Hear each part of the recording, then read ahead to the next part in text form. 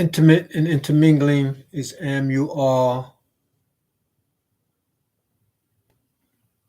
with us. All thanks and praises due unto All. You may ask, who and what is All? All are names that relate to the English words, the hidden living source. Am means hidden, you means living or self existing, and all means the source. Now, the word am is coming from the Egyptian word that we know as amen. Um, we use that word amen in religious references in relationship to our prayers in the Christian world and the Hebrew world and the Muslim world, where we say Amin, but it's basically the same word. In ancient Egypt, that word that we call Amen was known as the creative source and power that was hidden to people. So that's in its state. It was called that because that power, which that power, which is known to be the creator of all things, is hidden to us. Men during throughout times have always perverted the creator into creation and has made the creator part of creation and began to worship the creator as creation. And that has led to what is known in the English terminology as idolatry, worshiping of created things. So, Egypt, in its highest form of relating to the creator, the wise people, has recognized that that creator is hidden. And why do we say the creator is hidden? Is because if you look at this vast universe and you look at creation in itself, we live in a galaxy. They call it the Milky Way galaxy. And they say that galaxy has over 1 billion stars in the Milky Way galaxy. Our sun is one of those stars. So they say there's over 1 billion of those stars just in our galaxy, which saying that there may be other forms of life existing around other stars in our galaxy, the 1 billion stars in our galaxy. Now, in this creation, we have, according to scientists' study and recognition, we have over 1 billion galaxies. So one galaxy has 1 billion stars. So we have, by estimate of scientists, over 1 billion galaxies, each galaxy holding over 1 billion stars. That's letting you know the the far expanding, the expansiveness of creation. Now, us humans would like to say that there's a mere mortal human being that walks around on this planet Earth that is responsible for that vast creation. Those are things that they're making up. Because how is it that our Earth is less than a grain of sand in our galaxy? So what is our Earth in relationship to the billion galaxies? What is our Earth in size and significance in relation to the billion galaxies? So our sun is one of a billion in our galaxy. So what is our sun in relationship to the billions of suns in the billions of galaxies? Okay, so with that being said, what is a man walking around on Earth in relationship to our galaxy? It's so A man is so minute as a creature, it's basically insignificant. But a man that has been created in his right spiritual mind, he can, or he is created to connect with and realize the existence of a creative power. And the most enlightened beings among humans know that this power is a hidden power. Even if we look at creation on this earth and look at the beautiful artwork in the flowers, the trees, the animals, and nature itself, it's quite astounding. We can never even begin to comprehend how it is all made. Even the workings of the human body is quite astounding. It's a mystery in itself. Scientists today, just by them looking at and studying the DNA, they recognize that there is a intelligent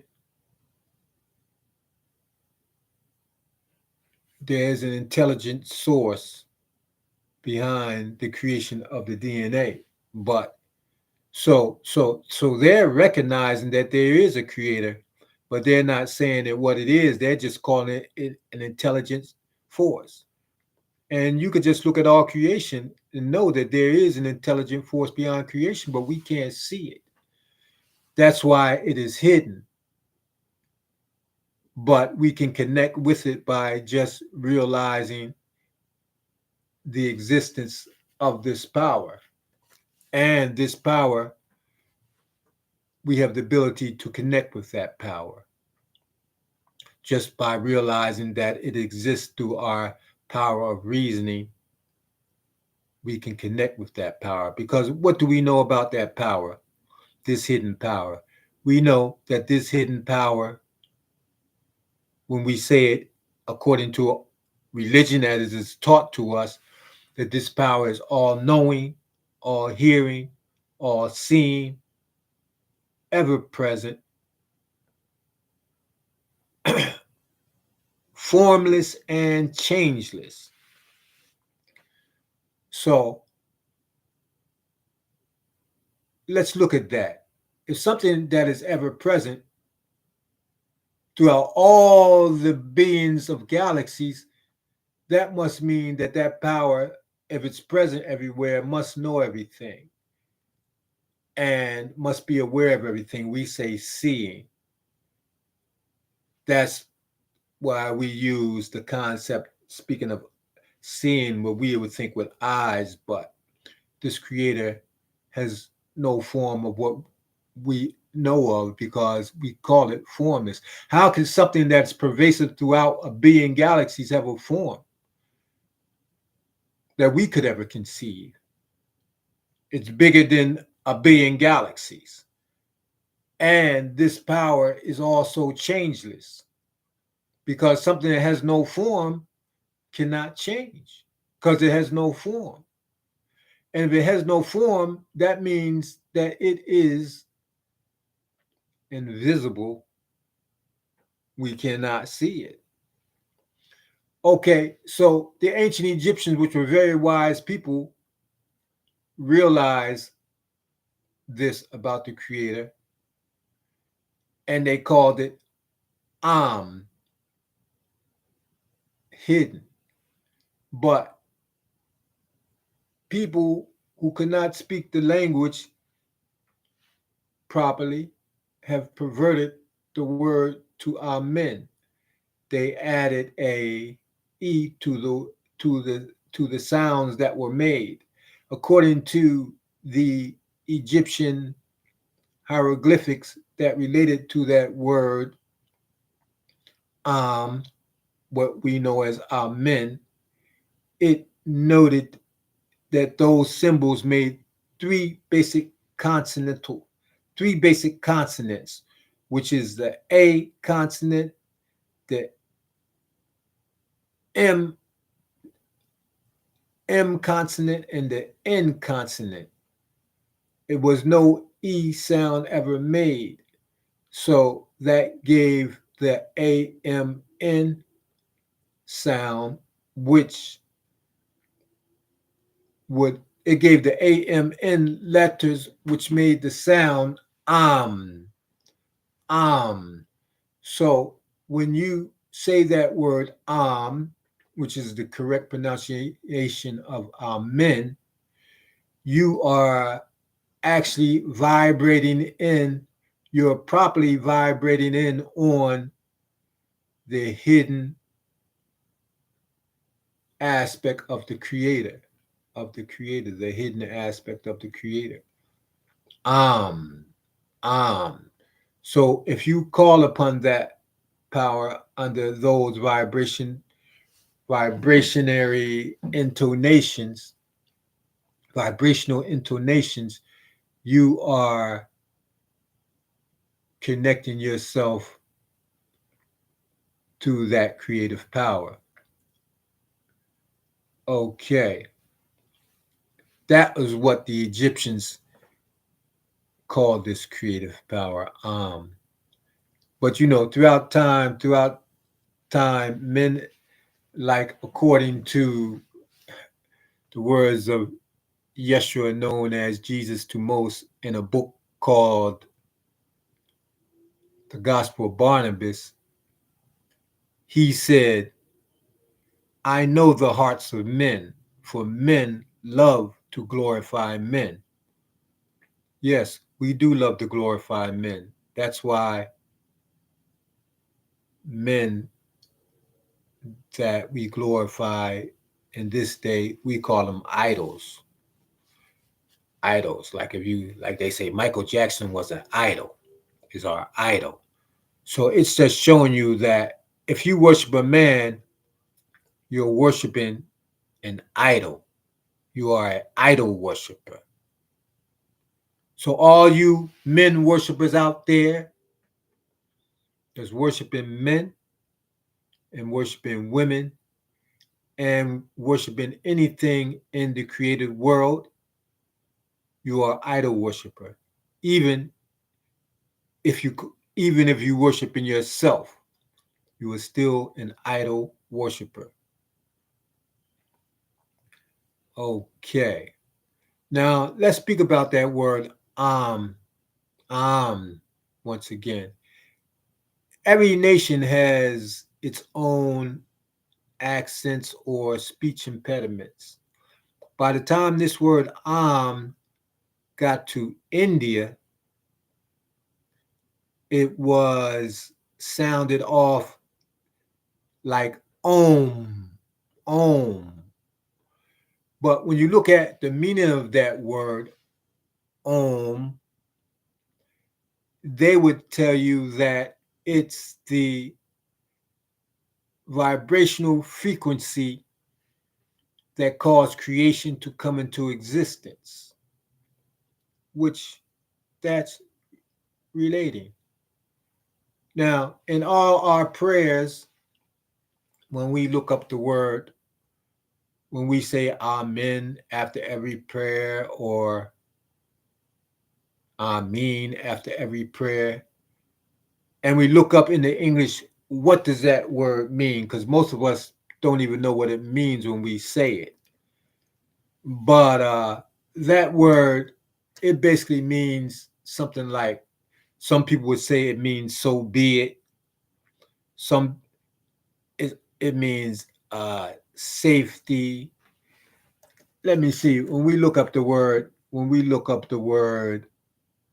amen, let's look at the the basic definitions.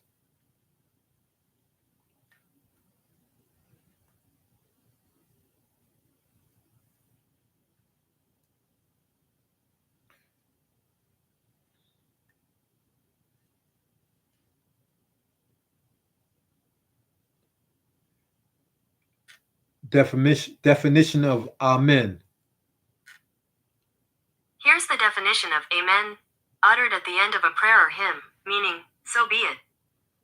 Okay, right there, they're saying it means so be it. But now,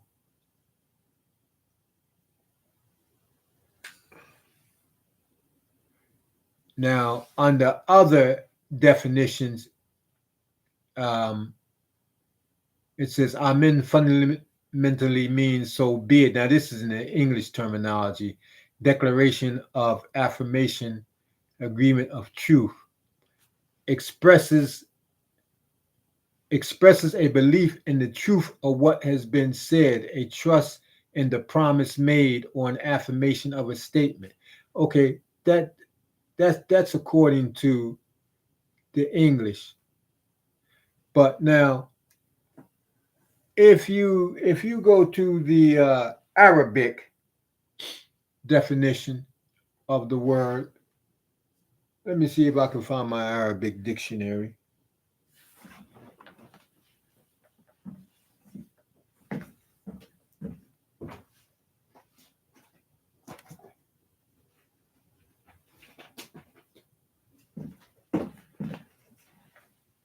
If you go to the Arabic definition of the word, you're going to find what it means to the Arabs or the Muslims when they say Amen. And this is my my Arabic dictionaries, which I do a lot of studying from. Uh, these are my Arabic. They're the word. Okay, so let me go to the word Amen. Aleph, Mim, Noon. And in the Arabic, it has three letters, which is a A-M-N, not A-M-E-N. The Arabic letteration is a very uh, correct form of spelling. So we got A-M-N.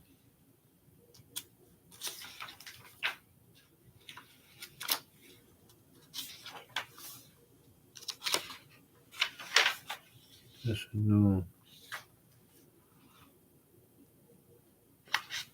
Aleph, Lam, Mim.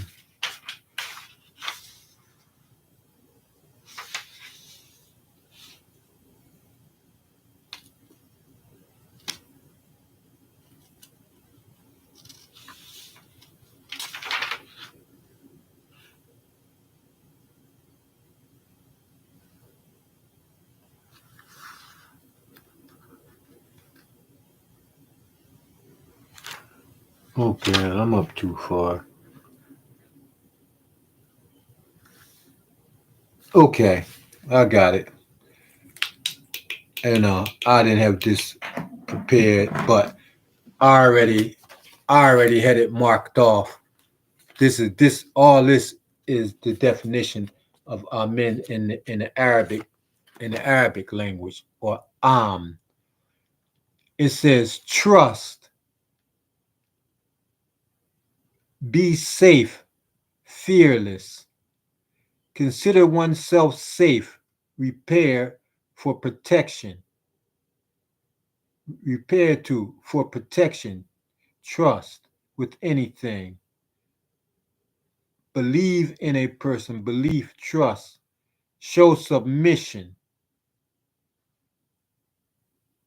safety, trustworthiness, fidelity, seeking security. So basically, you know, when you look at that word, when they're saying amen, you're seeking security and safety within the hidden within the hidden aspect of the creator. You're trusting in that and you're finding security within the hidden aspect of the creator. Now, most people, you know, they have this thing going on today where if they say the creator, the hidden living source, if you talking about that you cannot see it, they call that spookism.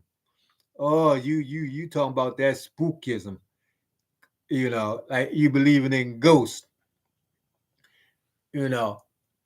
But the funny thing about it is is they have made this is what human beings have done. They have made the thing called a devil, which everybody believes in as a something that you can't see that makes you do all these bad things.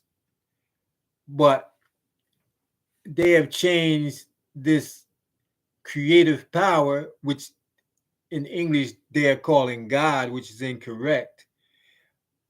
They made it something that you can see.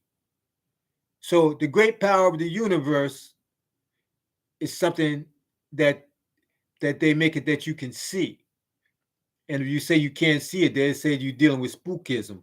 But if you talk about this devil, they say, oh, you can't see the devil. But the devil is definitely something that you can see, because the devil is something that does evil things. And the devil is all over this earth doing evil and corruption all over this earth, whether it be and it's in the form of a human being, whether it be a black one or a white one.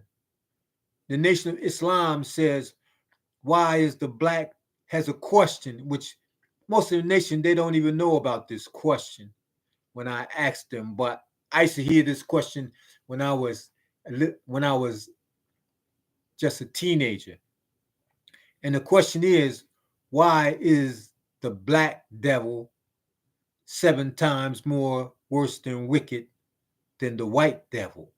Because we have white devils and black devils. You see them going on every day in our own neighborhoods. You see them in the White House. You see them everywhere else. Black devils and white devils perpetrating evil and destruction. So let's not get it mixed up. So this term, which is mispronounced as Amen, is the name of the creator that the Egyptians used, and we still use it today in all of our prayer. At the end of all our prayers, we say Amen or Amen. We're still invoking the Amen, which is the hidden aspect of the creative source and power. And like I say, by the time it goes over to India, it's Om, Om. That's the same as In India, it's Om. And like I reiterate once again, in Egypt, they're saying that it's the vibrational sound upon which all creation manifested from.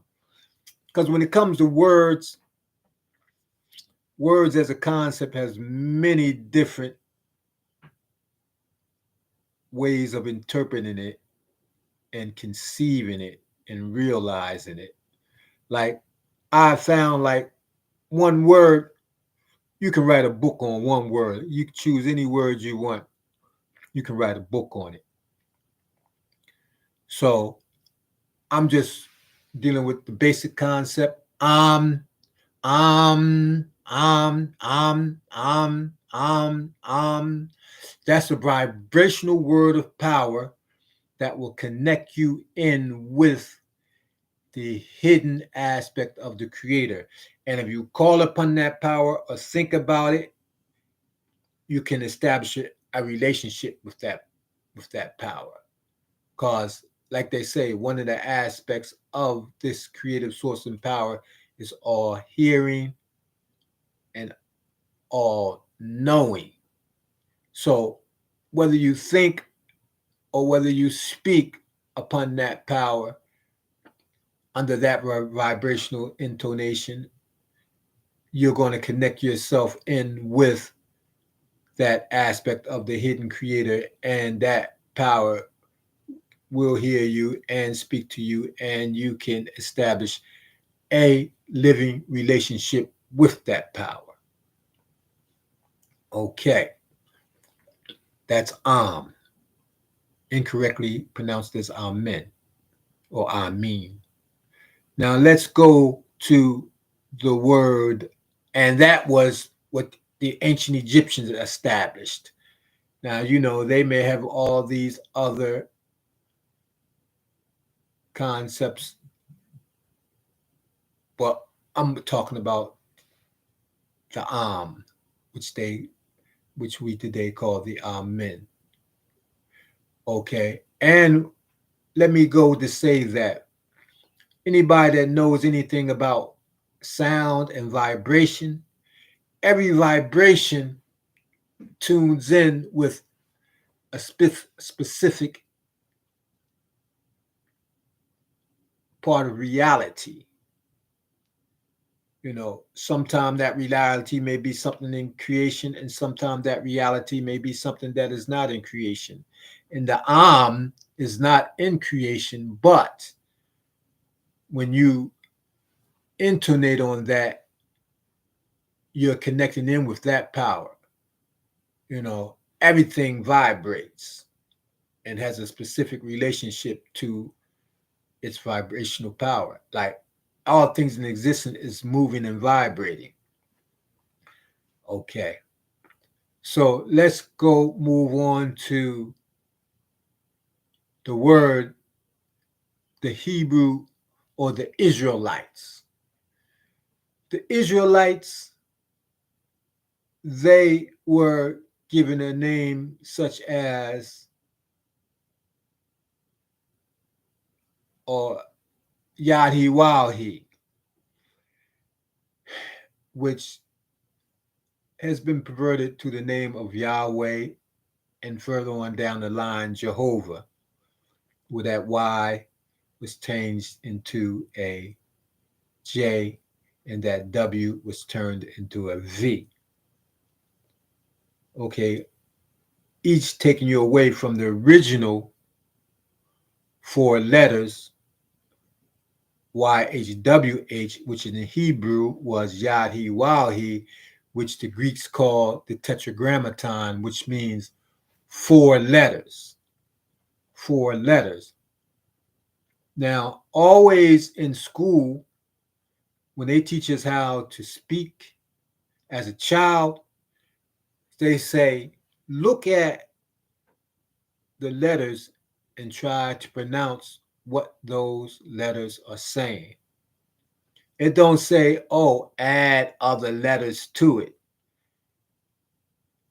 It says, look at the letters that you see and try to pronounce it. So of those four letters, YHWH, if you wanted to actually try to pronounce them, it will come out something like you. Like the word you, like the word sounding like the word you with an H on it, and that's an outward breath. So it will come out like the word you, you. And like I say, some people have different accents, speech impediments, different accents or speech impediment, but you see, it's also been called yeah, yeah, yeah, you, yeah, you. You know, it's close in relationship to each other, but it's not really yeah, yeah. Well, yeah, yeah, yeah. If you just, if it wouldn't be yeah, because that would be like YAH, you adding the A to it. Because when you say yeah, yeah, yeah, yeah, it's not yeah. It's more like you, you. Like if you just say the Y and the Y and the H is just going to give you you, you, you. That's why if you look at many of the names of the prophets, they had the name you or you in their name, like Yeshua, or many of the prophets had the name that word in their name, you, in relation, which is showing that they were in some way recognizing you or the Yhwh, or what today is known as Yahweh or Jehovah. And let's go with what does that name mean? When you go and look up the basic meaning of that word, you or Yhwh, it means something like living or self-existing. That's just a basic concept, which is easy to stick with and easy to understand or recognize. You, which is living or self-existing. So when you call upon you, you, or some people say Yah, it's you.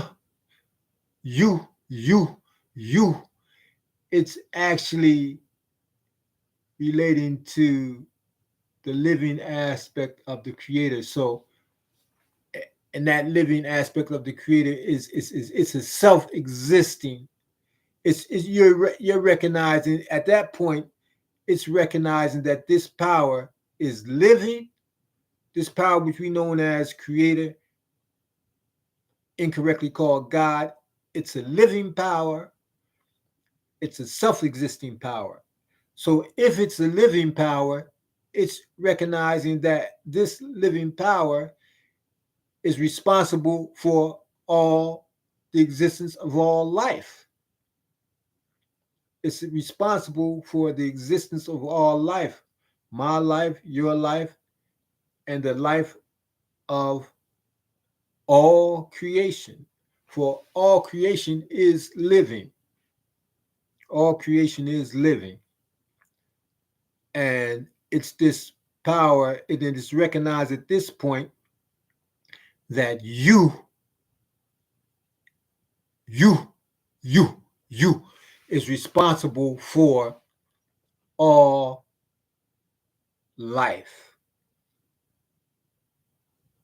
Okay. So when we vibrate on the word you, we're connecting with the living aspect of the creative power. Now, what does that mean? Or let's look at that from another aspect. Without the presence of the living power, you, in creation, everything would cease to exist because it's the living power that makes everything animated. And like I said, once again, everything is moving from so-called inanimate objects to the animals. It's moving. It has molecules, protons, neutrons, electrons. They're all moving and circulating around each other in a uniform fashion and manner. What is it that keeps a nucleus, electron and a proton traveling about the nucleus without fail? You know, and even that, what is it that even created that? And it's this power which is present within all creation, the living power which is present within all creation, is the thing that keeps us alive. So when you vibrate or call upon the power you you are recognizing that this power is present with you at this moment. So that's why, you know, we don't have to go out of ourself to find our creator, because this creative source and power is present in what you call keeping us in existence. But see, the high thinkers of this earth, seeing this, have recognized that, then they incorrectly call themselves, oh, um, God, God, because you recognize that that power is within you, because without it, you would not be able to exist. But that power is in everything. So I guess everything is God. No, everything relies for its existence upon you, the living aspect of the creative source and power. Yes, but because this power is within us and has manifested us like it manifested all things, does not mean we are that. We are here as a result of that, and we continue to exist as a result of you, of the living source and power. So let's not be mistaken. I used to call myself God too, the 5%, you know, all the time. Yeah, peace, God. What's up, God? You know, but the word God itself is actually a term that men placed upon themselves. And when you really research the word, it talks about people that have became deformed and cast out into the mountains. That's why they say go with God. Every every language throughout the world has this saying, go with God. Adieu, adios, uh, via con Dios, go with God. Because this person that tried to emulate themselves as the creator, source, and power, they were cast out. Because what they done when they erroneously tried to call themselves creators, saying that they came from heaven and came down to the earth, that they were given the power to rule over other human beings.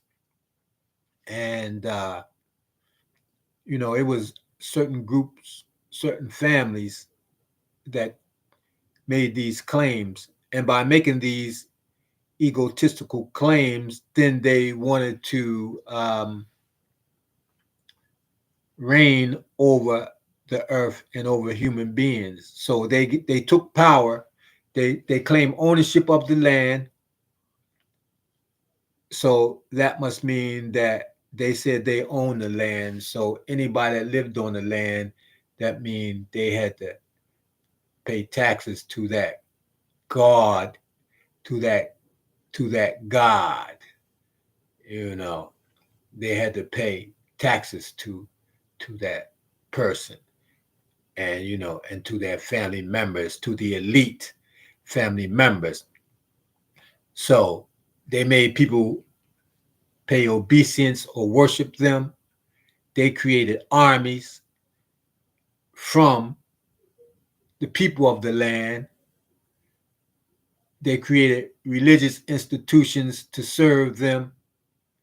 And with their armies, they went out to conquer other peoples and make those and take their land and make them subservient unto them and unto their family and unto their following generations of family.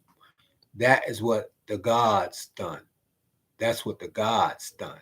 In their egotistical arrogance, they wanted to claim ownership of the earth and cause great chaos. And we still have it now. That's why we still pay taxes on the land and all that to those particular rulers of the earth. We own nothing, basically. But okay, so all that about being God, you know, it's not really a good terminology. I used to call myself that, but because I was brought up or was basically schooled somewhat by a 5% of the 5% nation who later became an Orthodox Muslim. But yeah, we might go egotistical because we can gain so much knowledge and stuff like that, but it's only limited no matter how much we know, because you know what, at the end of the day, it's ashes to ashes and dust to dust. And when you get sick, or when it's time for you to be taken off this planet, you being so-called God, you ain't going to stop it. You're not going to stop it. And then you know what? You probably, at that point, when you're totally sick and you dying, you're going to start calling on Jesus, Jesus, the man God, the man God, the one man that the people have pushed to be the creator, source, and power erroneously. And that's what I would like to say. I would like to make a point. The so-called Hebrew Israelites of the day, I want to just specifically speak about my melanated people. You claim that you're going into, you're reclaiming your right as a Hebrew Israelite, and you're reclaiming your right to being the chosen of the Yhwh. But when you read your books, all all that was basically done was a bunch of corruption and evil. That's why you were cast out. That's why you were cast out. And they said you will not receive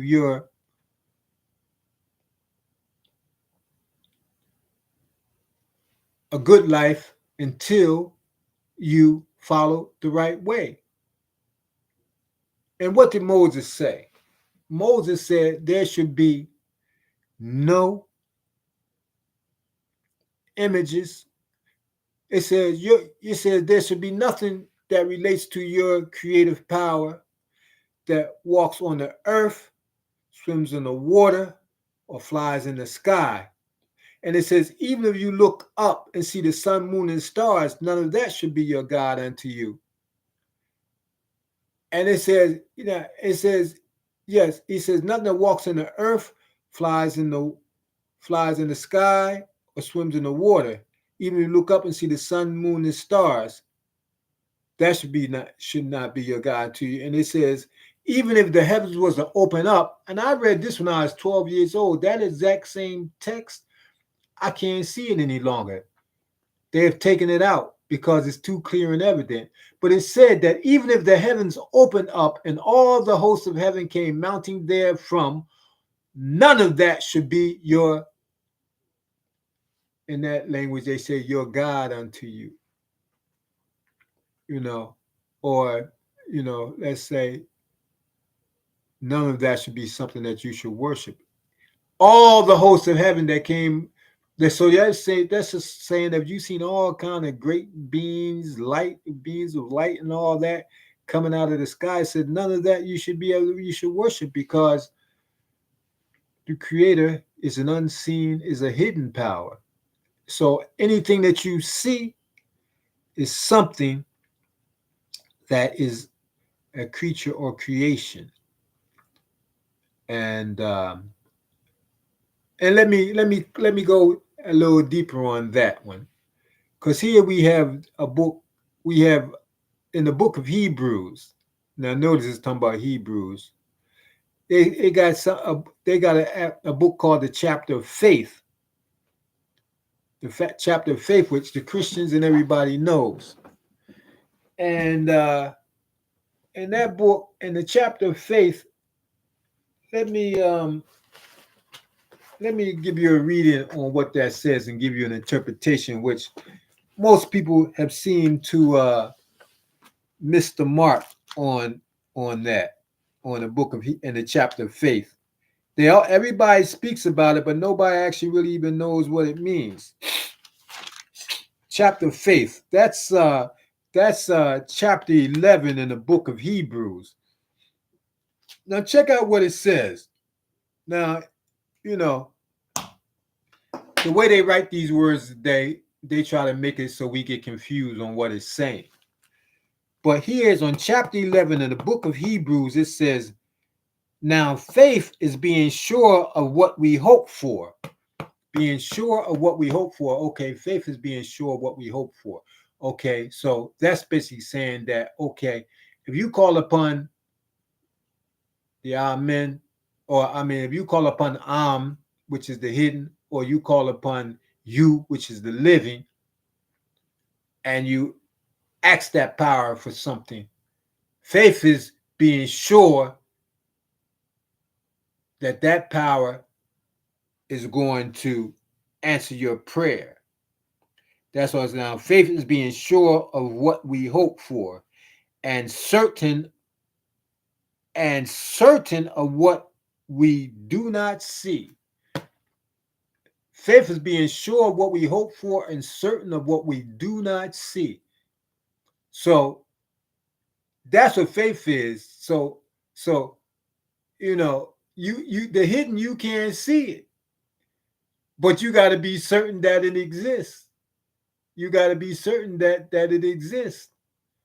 And only being certainty of it is highly to do with your spiritual part, and highly to do with your reasoning as a human being. Okay. It says, this is what the ancestors were commended for. So the ancestors was commended for this. The ancestors were commended or congratulated for being sure of what they hope for and certain of what they do not see. This is what the ancestors were commended for, being certain of what they do not see. Okay, it says, now check this part out. It says, by faith, we understand that the universe was formed at, they've got God's command, but at the Creator's command, the universe was formed, so that what is seen, okay, so the create the universe, it says, by faith we understand that the universe was formed at God's command or the Creator's command, so that what is seen, so that everything that we see was not made out of what was visible. Okay, so let me say it again. Read the whole statement. By faith, we understand that the universe was formed at God's command, so that what is seen was not made out of what was visible. So basically, that's telling you that by the command of the Creator, am you all, the universe was formed. And so when the universe is formed, that must mean everything that we can see, the being universes, we can see it. But it was made out of that which is not visible. We can't see that. We can't see it. But the ancestors are commended for, that's the highly enlightened ones, recognize its power. Only you that are not enlightened and are deceived believe that the creator, the creative power is a part of creation, which it is not. You have creation and then you have that which created it. But this concept is, I guess, is very difficult for people to get their head around it, because they got to have something that they could see, feel, or touch. They could see, feel, or touch. But you know, in the in the Arabic in the Arabic Islamic tradition, you have the names of Aleph. Okay, so let me not go too far. Let me not go too far, because I want to stick with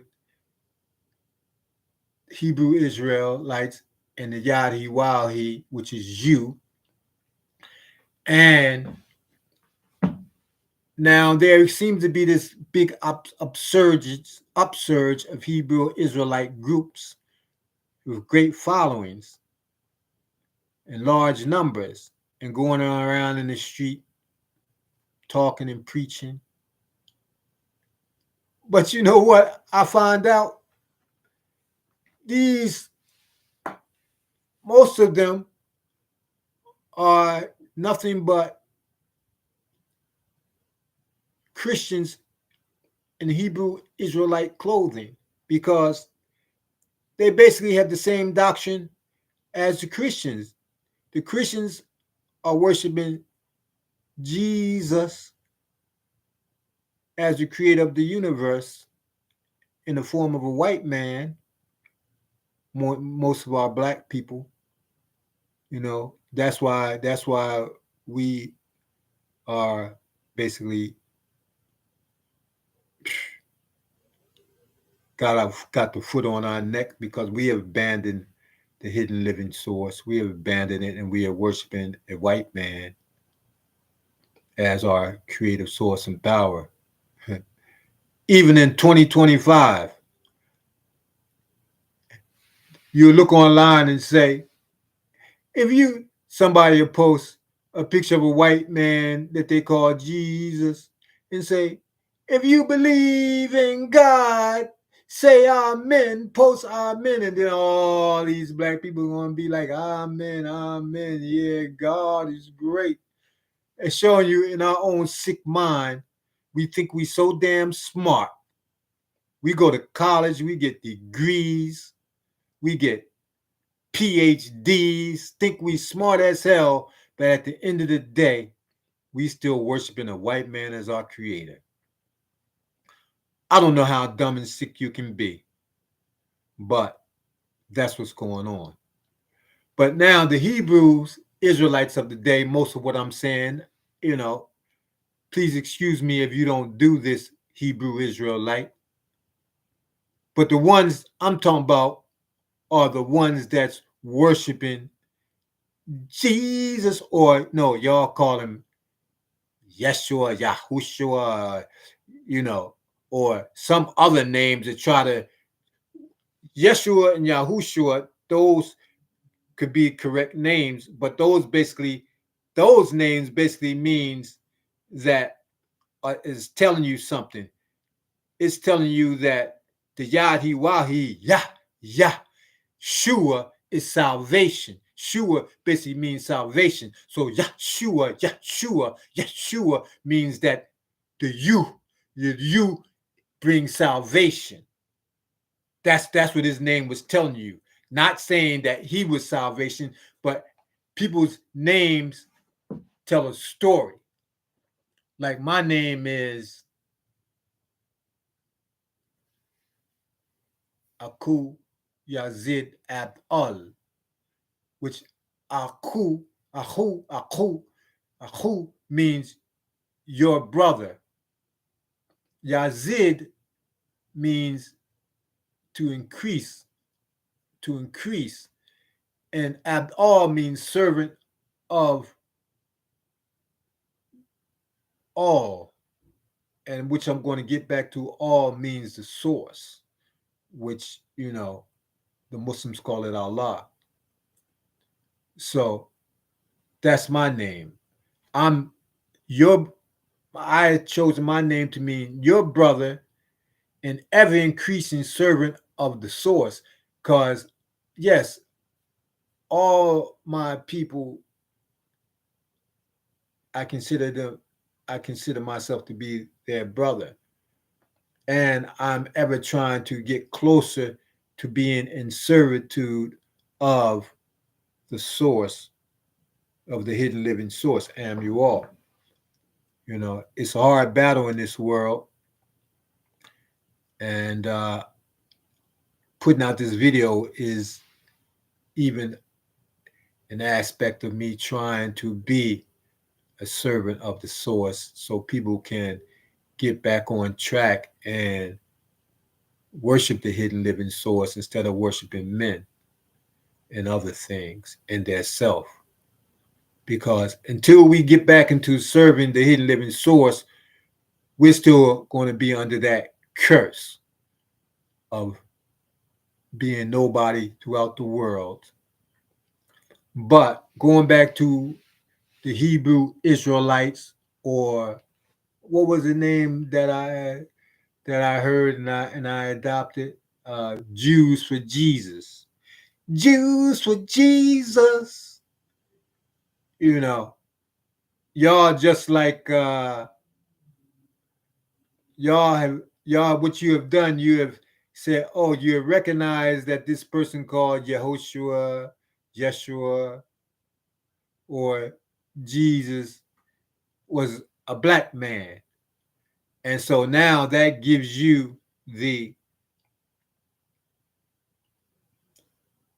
ability to still worship him as your God, you know.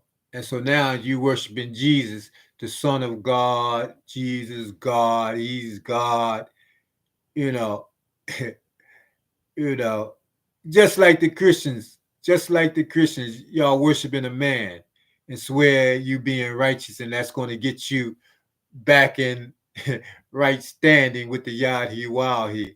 But you're doing nothing but the Christians doing, still worshiping a man, not following the teachings of Yeshua, but you're worshiping him just like the Christians. But y'all claim, oh, we're following the commandments and all this because you do your Saturday. Really, Saturday is really your great religion. Oh, I don't do nothing on Saturday. Oh, Saturday is this great this great preponderance of concentration. Oh, Saturday, because you do something on a Saturday or wear something with some fringes on the bottom of it that makes you acceptable. I remember I was standing in front of one of the Hebrew groups, and I, just threw a question about Jesus being God, and he started calling me a fool, started calling me an old fool, started hollering, started, talking real bad and nasty because he knew I was, on the tip, that I was questioning them about them worshiping Jesus as the creator, as a Yhwh. He started talking real nasty out of his mouth. It was ridiculous. And then he said, I'm a Hebrew scholar. I'm a Hebrew scholar. I read Hebrew dictionaries, all that.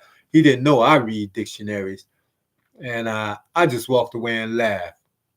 But, even my own son, he don't even talk to me no more. He's following some Pastor Smith down there in Atlanta, somewhere down there in Georgia, and he's so-called Hebrew Israelite.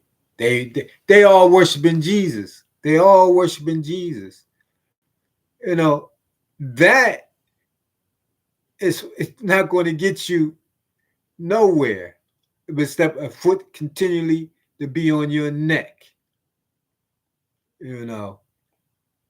So let me leave off that because I don't want to start insulting y'all Hebrew Jesus Jews for Jesus too much.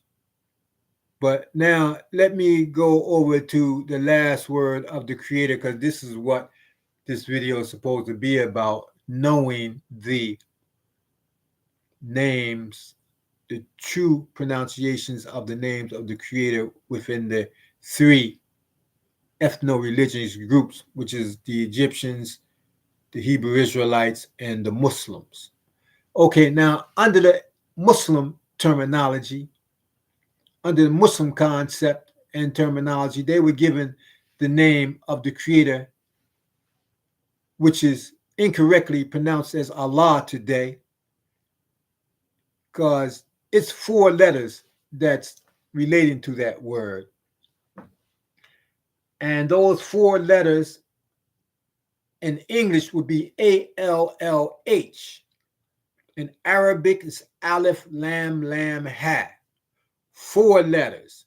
It ain't ALLAH or Aleph, Lam, Lam, Aleph, H. It's ALLH. Four letters.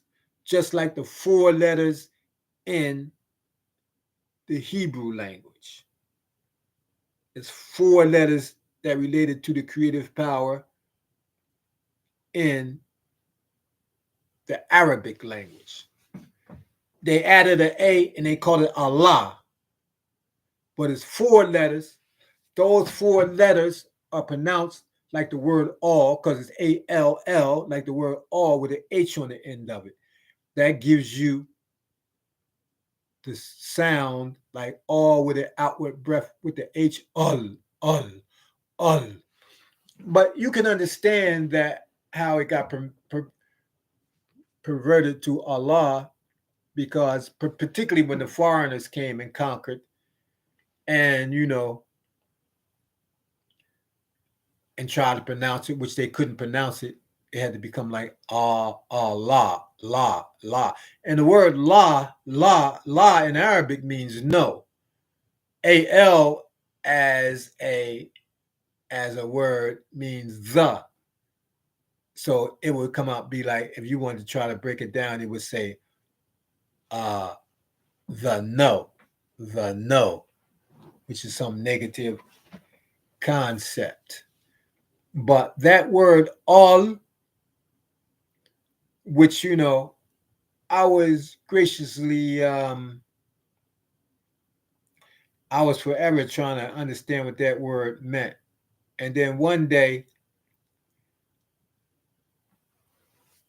one of my friends from England, he sent me a book, and it was a book on Syriac biblical a Syriac biblical dictionary on words, Syriac biblical dictionary, and it had the word um, which was the Egyptian, which was the Syriac word for how they pronounce the word that we supposedly call God, and the Arabics call God. They call it Elah, which is ALH, Aleph Lam Ha, or ALH. The word Allah, that's 3 letters. The word Allah got 4 letters, ALLH. So in Arabic, some people would say that their breakdown of the word Allah is Al Ilah, which would be the God, you know, because for them the word Elah in Arabic means so-called God. But when I looked up that word in the Syriac Hebrew dictionary, uh, it showed the meaning. It showed the definition of that word Aleph Lam Ha, which the Muslims call Elah. But with my pronunciations, I don't add extra letters to a word because it's ALH, just like ALLH. ALH is going to give you the same word like ul, ul, ul, ul, ul, ul, ul, ul, ul. And they told you that that word means the source, the source. So upon seeing that, I recognize that that word Aleph Lam Lam Ha also means source. Because in Arabic, if you try to ask them what does that word that they call Allah mean, they're going to say God. But God doesn't mean anything in Arabic. God, what is God? Anything can be God. A stone, a rock, a tree, me, you, sun, moon, and stars. Anything, whatever somebody denotes to be God can be God. But so now I recognize that this word, and that at that point, I recognize that this word, which is Aleph Lam Lam Haya, which is pronounced All, it means the source. It means the source. It doesn't mean God. It means the source. The source. The source. So when the Muslims actually call upon All, which they call Allah, that name means the source. The source, the source, the source. You're calling directly upon the source. That's the source of everything, the source of everything, you know, the source. So that's where you have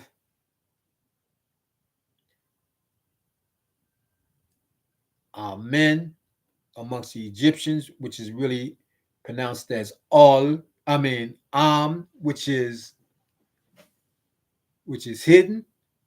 When you come amongst the Hebrew Israelites, you got the word you, which is incorrectly pronounced as Yahweh,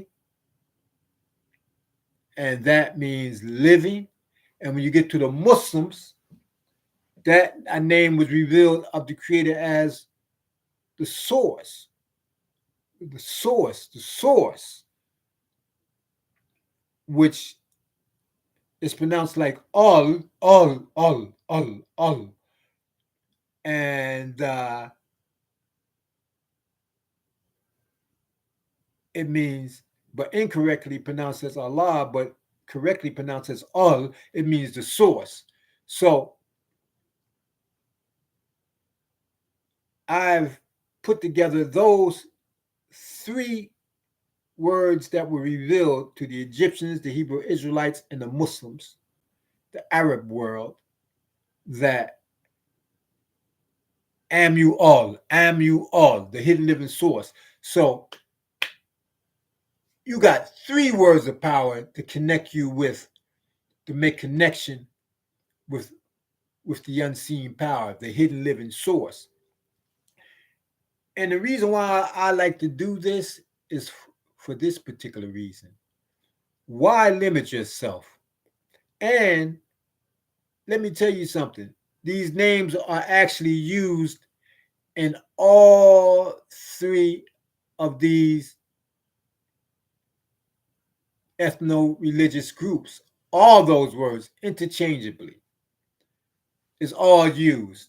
People think that it's only been revealed at them certain times, but no, it's been in existence since the creative power has been making itself known to human beings, or since human beings have been trying to connect with the creative power.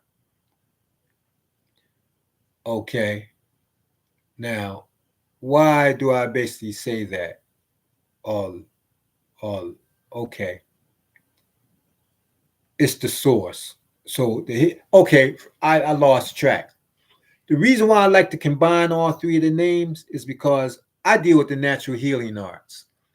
And one thing about the natural healing arts is that, you got all different types of natural healing arts. You got reflexology of the hands and the feet. That's dealing with massage of the hands and the feet and connecting with putting pressure on nerve endings in your hands and your feet because they relate to entire organs throughout your body.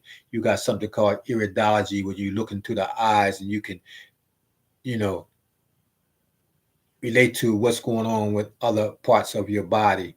You got acupuncture where you can press needles that can affect your general part of your body or other parts of your body. You got herbal medicine.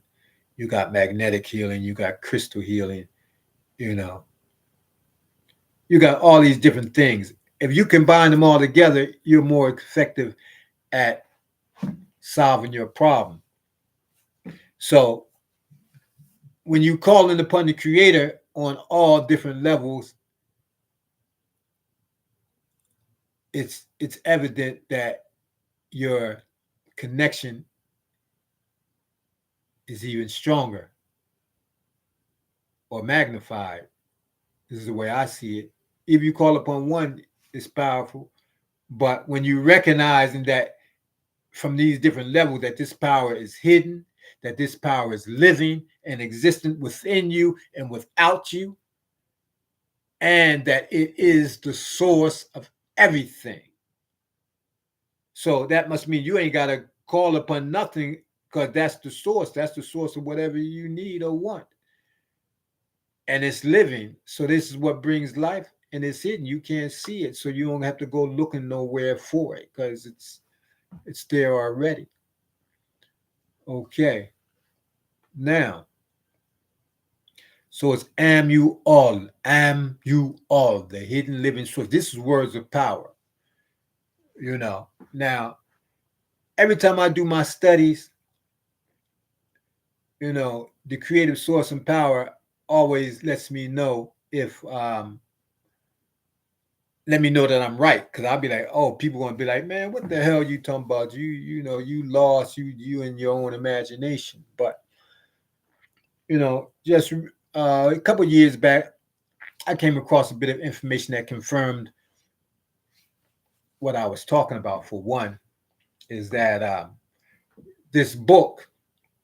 No, I was googling something. I was trying to Google something about the children, about Ham and the children of Noah, which they were saying that all of those particular his descendants were actually became the so-called Egyptian gods, his descendants.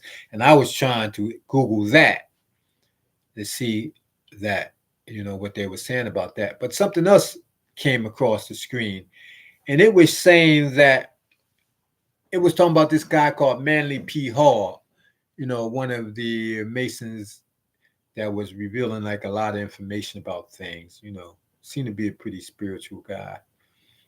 And he was showing that those people that studied they call it, the Greek word was the Egyptian hierophants, the ones that studied in Egyptian pyramids like for 40 years or whatever, learning all kinds of stuff, being in complete darkness forever and whatever, and getting all this knowledge, learning geometry, the medicinal arts, mathematics, science, healing, learning all that. After 40 years, after they got all their enlightenment and teaching, they were given these words of power. This is what the guy Manly P. Hall was pointing out. And they said that them words of power that were given was al-omja. Al-omja. Now, seeing that, I deal with, linguistics and stuff like that, I realized that that was talking about the same words, am you all. But those guys, according to him, they had to study in the pyramids for 40 years before they got this knowledge. And they said the names was al-omja. First, in one article, it says this name was given to them. And then in another article, it says this name was the so-called secret names of the creative power, which, today people erroneously call God. But I'm going to say the Most High, the creative power. Now, al-omja, right? So when I looked at that, I said al-omja. Okay, al is the same word as all, which is the source. Because how they spell it is A-L is al, and then there's O-M, om, and then there's J-A, ja. Al is the same word as all, the source. And then om, that's the same om that they use in India, om, which is the supreme vibration upon which all creation manifests from. But om, like I was showing, was also, a slight aberration from am, and according to the Egyptian concept, means hidden. So, and then ja, as I know, ja was originally, the J sound was originally a Y that got changed under Latin to a J. So ja, if you take that J and turn it back to a Y, you get Ya. So instead of al-om ja, you would have got al-om ya, which is the same thing I'm saying, but it's in a different order, because you got all ya, al-om ya, but I'm just doing it in sequence of time, which is Egyptian, Hebrew Israelites, Arab Muslim. So I say first, because the Egyptians preceded, and then I say you second, because the Hebrew Israelites came after, and then I say all next, because the Arabic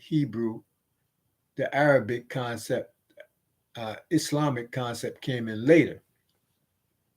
So I say, am you all? And they say, he was saying al-omya, al-omja. So that was he said it was the secret name that was the secret name that they were given after 40 years of studying the pyramid. So at this point in time, it's been revealed to me through my years of study, which took about 20 years to realize it, the true names of the creator. So I went through the studies and the name was revealed to me, So now you getting this name without doing no studying. Words of power that you can tap into. But the thing is, you can't be worshiping men, and you can't be worshiping yourself. And another thing about these words of power, they can be destructive if you're still dealing with evil. That's why the so-called Jews, they stopped calling upon you, and they started using words like Adonai and Hashem and stuff like that, because because they were perpetrating evil. When you perpetrating evil, you can't call upon them name, because them name, that name will, the vibrational frequency, it won't go well for you. You will start having problems, if you start calling upon that name and you still working evil. So I can reveal this name, and if evil people try to call it and use it, it's going to destroy them. So you got to use this name. You got to keep yourself right. You got to do right. You can't be doing wrong and calling upon that name, trying to use it to invoke evil and stuff like that. Because at the end, you're only going to destroy yourself. It might work for a moment when you vibrate on that power vibration, but at the end of the day, it's going to destroy you. So that's why the Jews stopped using it and start using other names, because you got to figure out, that's why the Egyptian initiates, they had to wait 40 years before they were given that name. They had to go through all sorts of tests and all that before they were given that name. But they were given a lot of other secrets to go along with that. But you know they had to study for 40 years before they were allowed to have the responsibility to have those names. But right now, like they say, this is the age of Aquarius, the age of enlightenment. So things are coming up, and this is possibly one of the greatest things that's being revealed right now. Even though you know it may, even though you may not know it, or many people may not know it, but those who know it, those who are actually seeking the truth, they will receive it. If you just a man worshiper, then you stuck in your plane. That's all. This is for those who are. This message for those who are truth seekers, those who are seeking to know the hidden living source.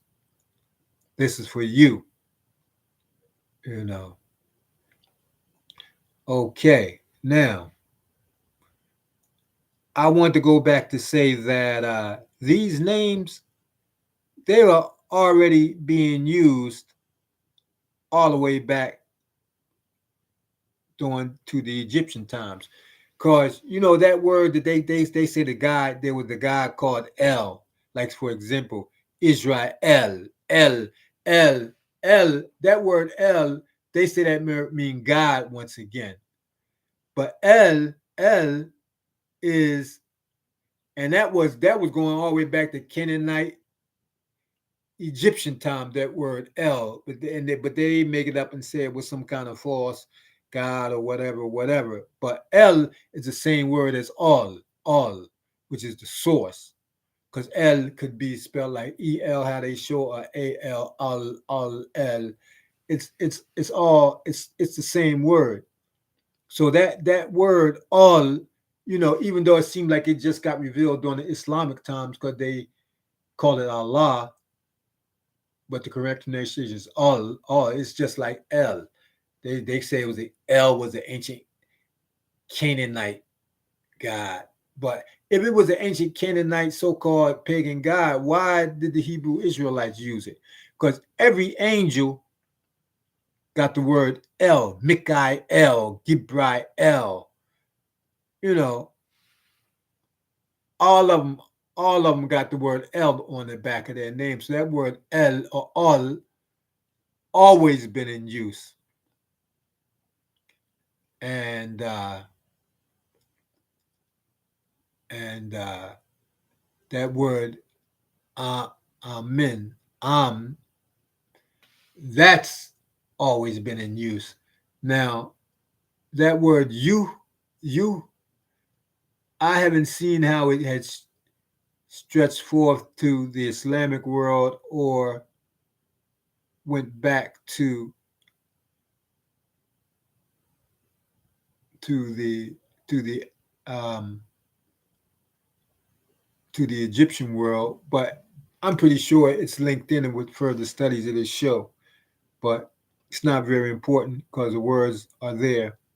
But knowledge is always good to have. But like I think Solomon said, you can read a million books because there's a many of them up there for you to read.